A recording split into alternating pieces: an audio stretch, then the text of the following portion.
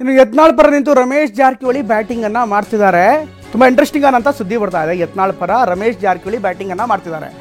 ಉಚ್ಚಾಟನೆ ಬಳಿಕ ಸ್ವಾಮೀಜಿ ಸಂಪರ್ಕ ಮಾಡಿದಂತ ಸೌಕಾರ್ ರಮೇಶ್ ಜಾರಕಿಹೊಳಿ ಸ್ವಾಮೀಜಿನ ಚಿತ್ರದುರ್ಗ ಮೂಲದ ಇಬ್ಬರು ಸ್ವಾಮೀಜಿಗಳನ್ನ ಸಂಪರ್ಕ ಮಾಡ್ತಾರೆ. ಯತ್ನಾಳ್ ಪರ ಹೇಳಿಕೆ ನೀಡುವಂತೆ ರಮೇಶ್ ಮನವಿ ಮಾಡಿದ್ದಾರೆ ಅನ್ನುವಂಥ ಮಾಹಿತಿ ಲಭ್ಯವಾಗ್ತಾ ಇದೆ.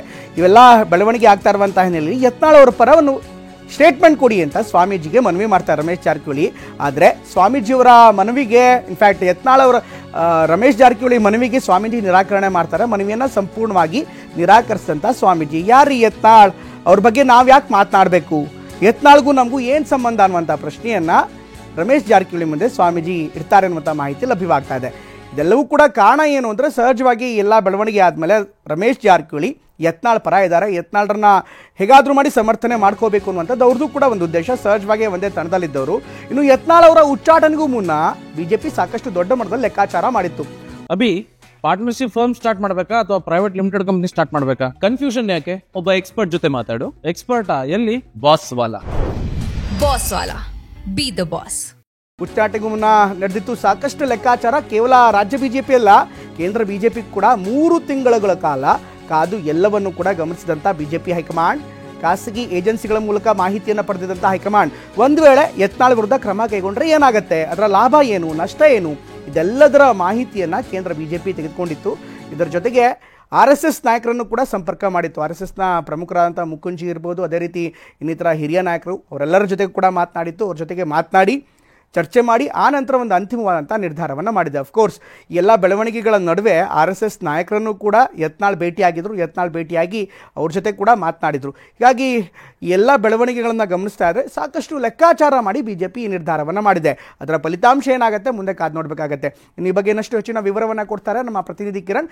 ಈ ಎಲ್ಲ ಬೆಳವಣಿಗೆಗಳನ್ನು ಗಮನಿಸ್ತಾ ಇದ್ದರೆ ಒಂದು ಕಡೆಗೆ ಅಫ್ಕೋರ್ಸ್ ಯತ್ನಾಳ್ ಅವ್ರನ್ನ ಸಮರ್ಥನೆ ಮಾಡುವಂಥ ನಿಟ್ಟಿನಲ್ಲಿ ರಮೇಶ್ ಜಾರಕಿಹೊಳಿ ಕೂಡ ಸಾಕಷ್ಟು ಪ್ರಯತ್ನ ಮಾಡ್ತಾರೆ. ಅವರ ತಂಡ ಏನಿದೆ ಇದರಿಂದ ಹೇಗೆ ಹೊರಗೆ ಬರಬೇಕು ಅಥವಾ ಮುಂದಿನ ದಾರಿ ಏನು ಅಂತ ಹುಡುಕಾಡ್ತಾ ಇದೆ. ಇದಕ್ಕೆ ಸಂಬಂಧಪಟ್ಟಂತೆ ಸ್ವಾಮೀಜಿಗಳನ್ನು ಕೂಡ ಸಂಪರ್ಕ ಮಾಡುವಂಥದ್ದು ಒಂದು ಸಹಜವಾದಂತೆ ಇರ್ಬೋದು. ಇದರ ಜೊತೆಗೆ ಬಿಜೆಪಿ ಹೈಕಮಾಂಡ್ ಕೂಡ ಸಾಕಷ್ಟು ಲೆಕ್ಕಾಚಾರ ಮಾಡಿ ನಿರ್ಧಾರ ಕೈಗೊಂಡಿದೆ.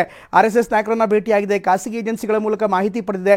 ಇದೆಲ್ಲವನ್ನು ಕೂಡ ಗಮನಿಸ್ತಾ ಇದೆ ಬಿಜೆಪಿಯ ಹೈಕಮಾಂಡ್ ಇದೆ. ಏಕಾಏಕಿ ನಿರ್ಧಾರ ಮಾಡಿಲ್ಲ. ಸುಮಾರು 3 ತಿಂಗಳ ಕಾಲ ಎಲ್ಲವನ್ನು ಕೂಡ ನೋಡಿ ಅಳೆದು ತೂಗಿ ಅಂತಿಮವಾದಂಥ ನಿರ್ಧಾರ ಮಾಡಿದೆ. ಇದರ ಫಲಿತಾಂಶ ಹೇಗಾಗುತ್ತೆ ಅನ್ನೋದು ಮುಂದೆ ನೋಡಬೇಕಾಗತ್ತೆ. ಬಿಜೆಪಿ ಮನೊಳಗೆ ಏನು ಡೆವಲಪ್ಮೆಂಟ್ ಆಗ್ತಾ ಇದೆ ಕಿರಣ್? ಪ್ರಮೋದ್, ಶಾಸಕ ಯತ್ನಾಳ್ ಅವರನ್ನ ಬಿಜೆಪಿಯಿಂದ ಉಚ್ಚಾಟನೆ ಮಾಡಿದ ಬಳಿಕ ಅವರ ಜೊತೆಯಲ್ಲಿ ನಿಲ್ಲಬೇಕು ಅನ್ನುವಂಥ ಒಂದು ಕರ್ತವ್ಯ ಮತ್ತು ಆ ಬದ್ಧತೆ ಅವರ ಜೊತೆಯಲ್ಲಿದ್ದಂತಹ ತಂಡದ ಮೇಲಿದೆ. ಹೀಗಾಗಿ ಆ ತಂಡದ ಸದಸ್ಯರು, ಶಾಸಕ ರಮೇಶ್ ಜಾರಕಿಹೊಳಿ ಸೇರಿದಂತೆ ಉಳಿದಂತಹ ಸದಸ್ಯರು ಆ ನಿಟ್ಟಿನಲ್ಲಿ ತಮ್ಮದೇ ಆದಂತಹ ಪ್ರಯತ್ನಗಳನ್ನು ಕೂಡ ಮಾಡ್ತಾನೆ ಇದ್ದಾರೆ. ಮೊನ್ನೆ ಬೆಂಗಳೂರಿನಲ್ಲಿ ಸಿದ್ದೇಶ್ವರ ನಿವಾಸದಲ್ಲಿ ನಡೆಸಿದಂತಹ ಸಭೆಯೂ ಕೂಡ ಅದೇ ಉದ್ದೇಶವೇ ಆಗಿದೆ. ಯಾಕೆಂದ್ರೆ ಯತ್ನಾಳ್ ಅವರು ಉಚ್ಚಾಟನೆ ಆದ ಬಳಿಕ ಅವರ ತಂಡದ ಸದಸ್ಯರು ಅವರಿಂದ ದೂರ ಆದ್ರು ಅನ್ನುವಂಥ ಒಂದು ಅಪವಾದ ಬರಬಾರದು ಅನ್ನುವಂಥ ಹಿನ್ನೆಲೆಯಲ್ಲಿ ಅವರನ್ನ ಜೊತೆಯಲ್ಲಿ ಇಟ್ಟುಕೊಂಡು ಸಭೆಯನ್ನ ಮಾಡಿ ಮತ್ತೆ ಅವರನ್ನ ಪಕ್ಷಕ್ಕೆ ವಾಪಸ್ ಕರೆತರುವ ಅಥವಾ ಅವರ ಉಚ್ಚಾಟನಾ ಆದೇಶವನ್ನು ಹಿಂಪಡಿಸುವಂತ ಒಂದು ಪ್ರಯತ್ನವನ್ನು ಅವರು ಮಾಡ್ತಾ ಇರುವಂತದ್ದು. ಅದರ ಪ್ರಯತ್ನದ ಭಾಗವಾಗಿ ಶಾಸಕ ರಮೇಶ್ ಜಾರಕಿಹೊಳಿ ಕೂಡ ಚಿತ್ರದುರ್ಗ ಮೂಲಕ ಸ್ವಾಮೀಜಿ ಅವರನ್ನ ಭೇಟಿ ಮಾಡಿ ಯತ್ನಾಳ್ ಪರವಾದಂತಹ ಹೇಳಿಕೆಯನ್ನು ಕೊಡಬೇಕನ್ನುವಂತ ಮನವಿಯನ್ನು ಕೂಡ ಮಾಡಿದ್ರು ಅನ್ನುವಂತ ಒಂದು ಮಾಹಿತಿ ಈಗ ಲಭ್ಯವಾಗ್ತದೆ. ಯಾಕೆಂದ್ರೆ ಸ್ವಾಮೀಜಿಗಳೇನಾದ್ರೂ ಈ ವಿಚಾರದಲ್ಲಿ ಮಾತನಾಡಿದ್ರೆ ಸಹಜವಾಗಿ ಅದು ದೊಡ್ಡ ಮಟ್ಟದ ಒಂದು ನೈತಿಕ ಬೆಂಬಲ ಶಾಸಕ ಯತ್ನಾಳ್ ಅವರಿಗೆ ಸಿಕ್ತಂತಾಗತ್ತೆ ಮತ್ತು ಅವರಿಗೆ ಹಿನ್ನಡೆ ಆಗಿಲ್ಲ ಮತ್ತು ಅವರ ತಂಡ ಅವರ ಜೊತೆಗೆ ನಿಂತಿದೆ ಅನ್ನುವಂಥ ಸಂದೇಶವನ್ನು ಕೂಡ ಕೊಟ್ಟಂತಾಗತ್ತೆ. ಹಾಗಾಗಿ ತಮ್ಮ ಸಮುದಾಯದ ಸ್ವಾಮೀಜಿ ಅವರನ್ನ ರಮೇಶ್ ಜಾರಕಿಹೊಳಿ ಸಂಪರ್ಕ ಮಾಡಿದ್ರು, ಆದ್ರೆ ಆ ನಿಟ್ಟಿನಲ್ಲಿ ಅವರಿಗೆ ಯಶಸ್ಸು ಸಿಕ್ಕಿಲ್ಲ ಅನ್ನುವಂಥದ್ದು ಈಗ ನಮಗೆ ಸಿಕ್ತಿರುವಂತಹ ಮಾಹಿತಿ. ಇದು ಒಂದು ಕಡೆ ಆದ್ರೆ, ಮತ್ತೊಂದು ಕಡೆಯಲ್ಲಿ ಯತ್ನಾಳ್ ಅವರನ್ನ ಉಚ್ಚಾಟನೆ ಮಾಡುವಂತಹ ತೀರ್ಮಾನವನ್ನ ಇಲ್ಲಿ ಬಿಜೆಪಿ ಹೈಕಮಾಂಡ್ ಏಕಾಏಕಿ ತೆಗೆದುಕೊಂಡಿಲ್ಲ ಅನ್ನುವಂಥದ್ದು ಕೂಡ ಈಗ ಗೊತ್ತಾಗ್ತಿರುವಂತಹ ಮಾಹಿತಿ.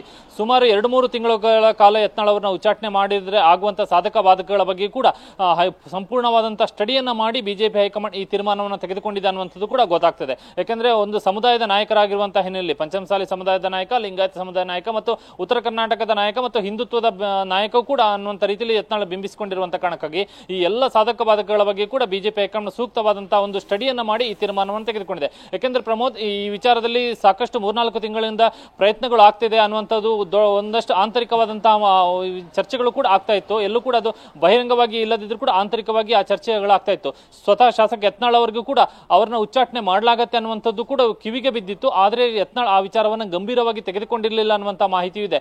ಕಳೆದ ವಿಧಾನಸಭೆ ಅಧಿವೇಶನ ಸಂದರ್ಭದಲ್ಲಿ ಬಿಜೆಪಿಯ ರೆಬಲ್ ಶಾಸಕರಾದಂತಹ ಎಸ್ ಟಿ ಸೋಮಶೇಖರ್ ಹಾಗೂ ಶಿವರಾಮ್ ಹೆಬ್ಬಾರ್ ಇವರಿಬ್ಬರೇ ಖುದ್ದಾಗಿ ಯತ್ನಾಳ್ ಅವರ ಜೊತೆ ನಿಮ್ಮನ್ನು ಉಚ್ಚಾಟನೆ ಮಾಡ್ತಾರೆ ಅನ್ನುವಂತ ಒಂದು ಮಾಹಿತಿಯನ್ನು ಕೊಟ್ಟಿದ್ರು ಅನ್ನುವಂತ ಮಾಹಿತಿ ಕೂಡ ಸಿಗ್ತದೆ. ಹೀಗಾಗಿ ಈ ವಿಚಾರದಲ್ಲಿ ಬಿಜೆಪಿ ಹೈಕಮಾಂಡ್ ಉಚ್ಚಾಟನಾ ವಿಚಾರದಲ್ಲಿ ಒಂದಷ್ಟು ಸ್ಟಡಿ ಮಾಡಿದೆ ಅನ್ನುವಂತ ಕೂಡ ಗೊತ್ತಾಗ್ತಿದೆ. ಪ್ರಮೋದ್, ಥ್ಯಾಂಕ್ ಯು ಕಿರಣ್ ಎಲ್ಲ ಮಾಹಿತಿಗಾಗಿ.